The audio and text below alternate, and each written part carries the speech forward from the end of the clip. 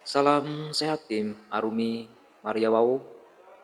Assalamualaikum Pak Haji Arsal. Assalamualaikum warahmatullahi wabarakatuh. Di pagi yang cerah ini kita bisa bertatap muka dengan dinginnya pagi di depan rumah produksi MBG Arumi Maria Wau. Baik Pak Haji, saya Ikhwan dari Media Buser Bima. Ada beberapa hal yang kita bicarakan untuk MBG yang tersebar di Pulau Sumbawa ini karena Pak Haji sebagai konsultan BGN Badan Gizi Nasional Rayon Pulau Sumbawa sekaligus pelaku bisnis yaitu salah satunya di Arumi Maria Wau. Silakan Pak Haji. Terima kasih Pak Iwan. Terima kasih juga atas kedatangan tim dari Pusat Bima yang mana yang program ini sangat mengharapkan ini perlu disebarluaskan ke masyarakat karena ada nilai positifnya yang luar biasa ada program pemerintah ini. Terus terkait informasi bagaimana ini sehingga Harumi ini terbentuk dan dilaunching pada tanggal 5 September hari Jumat kemarin. Jadi saya bercerita dari awal. GP Limas ini mencoba memberikan informasi, coba memberikan konsultasi kepada masyarakat agrikultur atau pengusaha-pengusaha lokal yang ada di Pulau Sumbawa dan khususnya di Kabupaten Bima dan Kota Bima, di mana kami turun dari bulan November tahun 2024 setelah pemerintah terbentuk.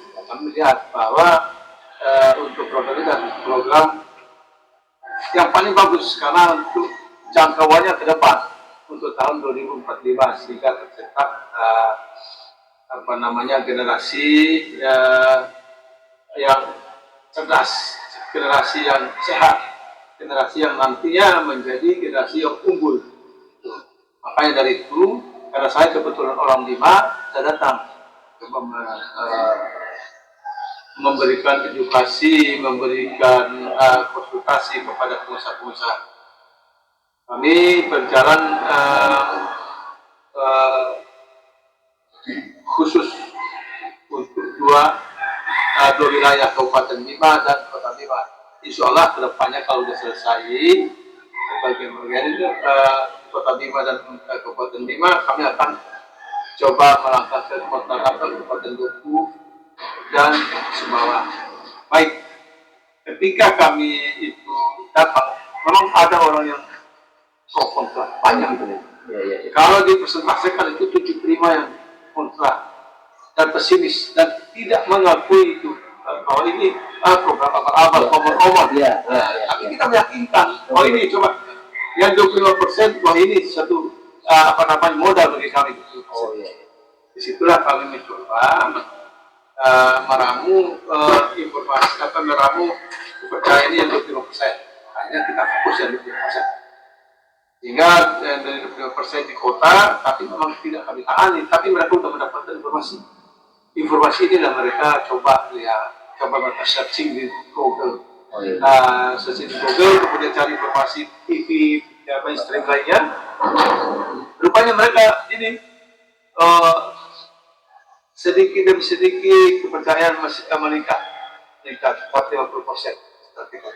Sehingga kami bisa mendata dan membantu perusahaan atau masyarakat yang siap untuk membangun dapur MBG ini.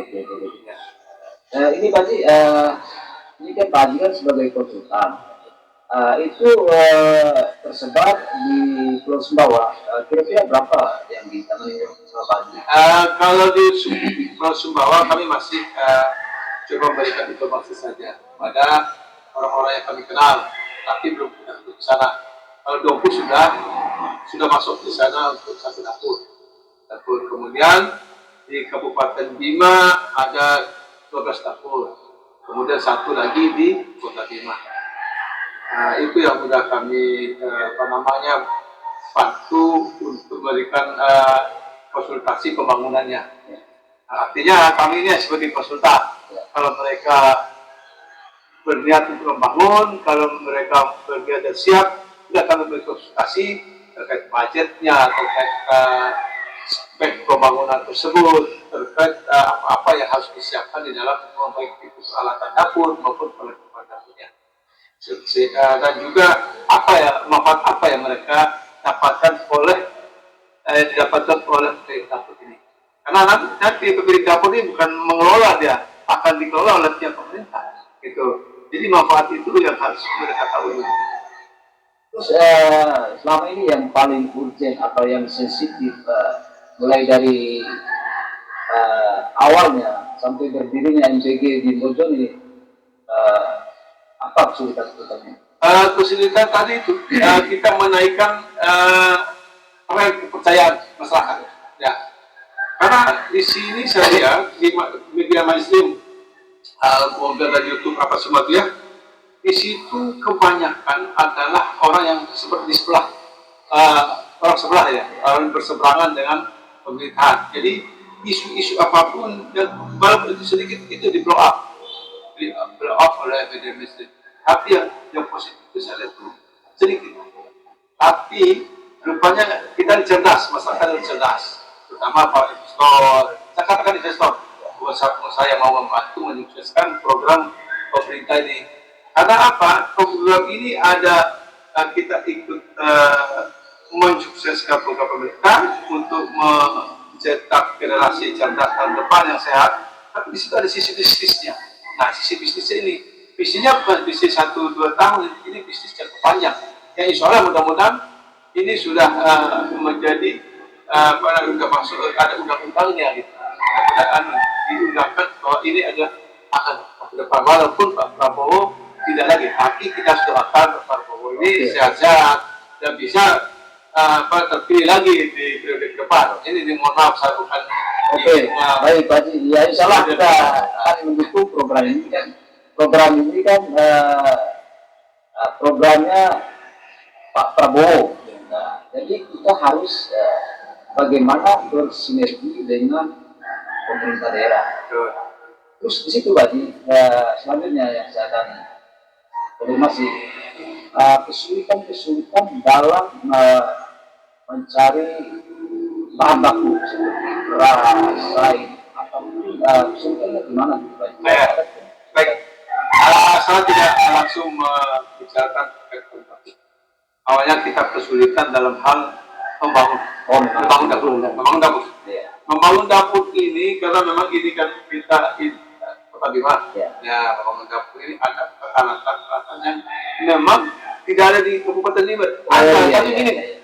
Misalnya, karena di sini di dapur, setiap dapur itu harus ada peralatan yang dari stainless steel.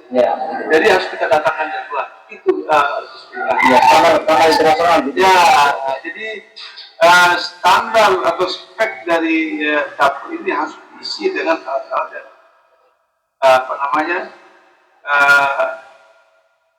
yang dari bahan yang sudah steril, saya katakan gitu. Yang kedua, yang pertama itu yang kedua sebenarnya. Yang pertama itu kita karena Bima ini kan Babuju, hanya berbentuk kita untuk mendapatkan kayak tempat ini yang luas ya, kita bangun dapur itu agak susah.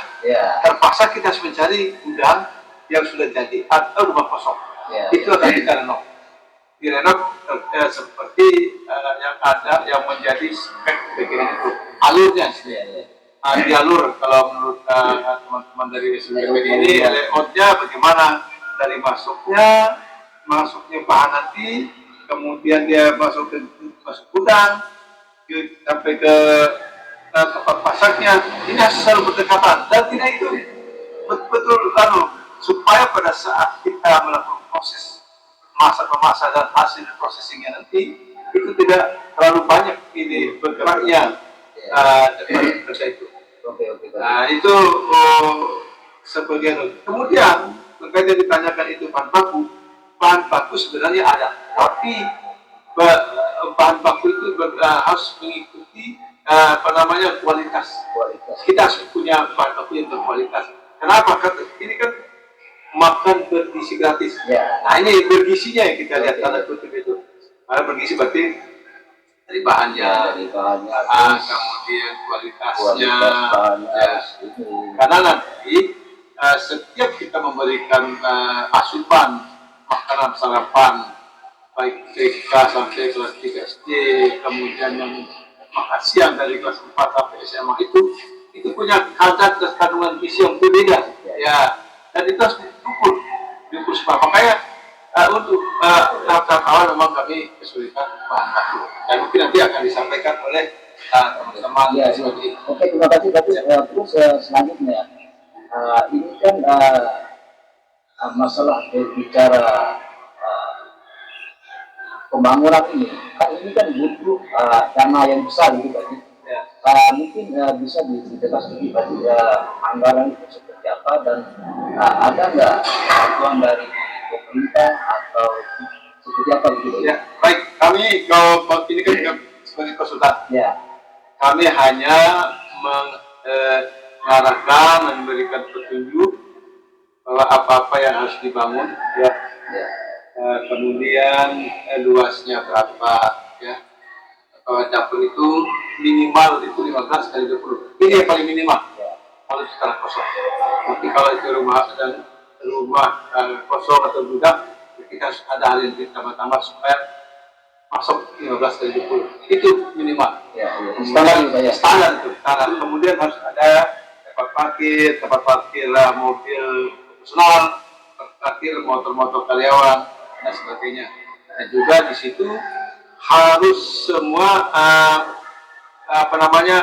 ada fasilitas untuk karyawan, sholatnya, kemudian tempat karyawan. Dan lebih khusus itu ada 3 di sini yang bekerja. Kepala dapur, kemudian staf ahli gizinya, kemudian staf sepertinya. Itu harus ada 3. Jadi kita katakan itu mes karyawan. Tapi kalau yang lain untuk karyawan yang biasa disebut relawan, itu hanya tempat istirahat. Ya, ketika mereka selesai ada jeda waktu untuk istirahat. Ya. Satu materi apa nih? Nanti itu kira itu bisa kurang, bisa lebih. Ya. Bisa yang baru minimal itu angka 1, sekian. Karena bahan-bahannya itu memang tidak ada di tempat kita. Sekitar 1,5 M. Bisa itu melambung, bisa juga tergantung mereka mengambil atau membeli barang di mana. Misalnya ambil Surabaya jauh ya pasti bisa. Ini itu bahan-bahan yang pembangunannya. Itu anggarannya kan nggak sedikit Pak. Itu anggarannya dari mana ini Pak? Anggaran itu mandiri ya, pemilik dapur.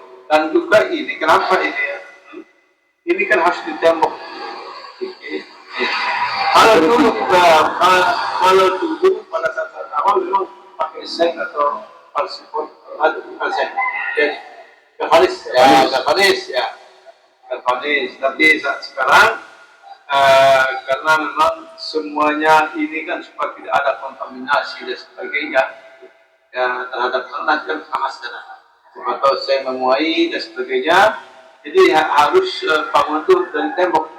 Di dalam itu disekat dengan bahan yang tidak yang tahan panas seperti pasibot atau tisu itu di dalamnya. Kemudian terkait harga silakan. Yang penting bahannya untuk bangunannya itu dari tembok, kemudian di dalamnya bisa disekat dengan kita menjauhkan dengan seng. Takutnya apa? Karena panas bisa dibakar, karena panas bisa memuai, takutnya masuk di dalam makanan. Kalau di situ dicek juga kalau ada kontaminasi. Ya. Terkait biayanya tidak ada bantuan dari pemerintah. Karena apa? Sekarang itu pemerintah pusat mendorong bahwa pengusaha-pengusaha lokal ikut terlibat. Karena di situ juga ada unsur bisnisnya. Ya, karena akan disewakan oleh pemerintah, disewakan ke pemerintah. Setelah itu disewakan ya, mereka hidup manis di rumah. Ada nilai-nilainya, mungkin nilai-nilainya nanti akan disampaikan oleh teman-teman. Oke, sedikit lagi Bagi. Terus di sini kan masalah biaya produksi. Ya. Itu biaya produksi itu uh, regulasinya seperti apa? Itu kan dibayar dulu sama pemerintah atau dibiayai dulu oleh MBG sendiri, yang bisa disampaikan sama Pak Ariansa, Pak SPG. Kalau untuk regulasi pembayaran itu dana awalnya dari anggaran pemerintah, kita kelola di situ untuk pembelanjaan bahan bakunya, untuk gaji karyawannya, punya anggaran yang diturunkan oleh pemerintah dan awal itu, sumbangan awal itu yang kita kelola. Nanti untuk tahap keduanya kita bentuknya proposal. Oke, itu dalam waktu 1 bulan atau beberapa hari atau seperti apa itu salah? Oh iya, pemotongannya itu per 10 hari dia anggarannya. Kita anggaran yang turun misalnya 400 juta. Berapa persen? Itu 400 juta itu kita habisin untuk 10 hari. Setelah 10 hari itu kita ajukan proposal lagi. Berarti sekitar 40% ya dari anggaran itu. Ya sekitar segitu ya. Terus kesulitan ini baru pertama launching ini. Kesulitan yang bisa dirasakan sekarang itu dalam awal. Kalau untuk sekarang kesulitannya lumayan karena di Kecamatan Wawo baru dapurnya Harumi Wawo Maria ini yang berdiri dan sudah siap operasional sejak tanggal 29 ya, sudah bisa operasional. Tapi karena kendala data penerima manfaat dan sebagainya itu harus kita urus dulu, makanya itu agak kesulitan juga di kita. Kalau bukan saya sendiri yang bekerja di kecamatan ini, karena ada teman-teman Bang Ramdin, ini juga sebagai tim dari BGN juga, teman dari BGN juga yang sudah sekarang ini sedang magang di dapur ini.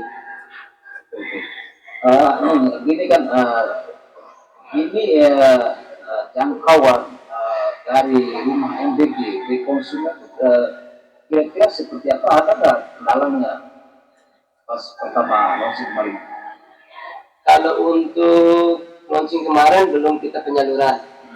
Ini hari pertama pas hari pertama penyaluran. Iya, pertama penyaluran ya.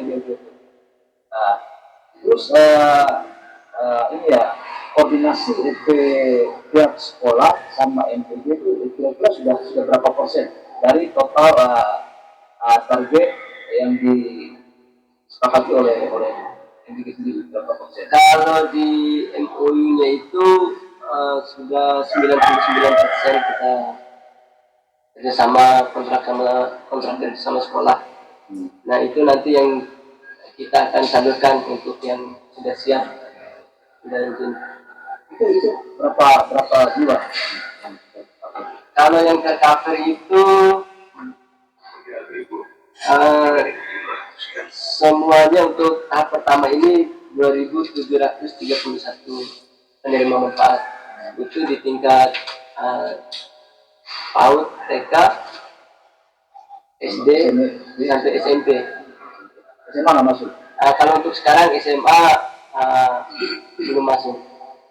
Ini kan ada kan informasi juga nih dari lansia, ibu hamil, menyusui di PP Maria ini nggak masuk. Kalau untuk 3B itu namanya ibu hamil, balita sama ibu menyusui, itu kita masuk di situ. Kalau untuk lansia mungkin di kita belum. Kita lihat dulu di acuan yang dari pusat itu kita sesuaikan. Kalau untuk 3B itu ibu hamil, balita dan ibu menyusui kita akan mulainya hari ini. Oke. Baik, Pak Haji sudah menemani saya di pagi ini dan didampingi dua timnya.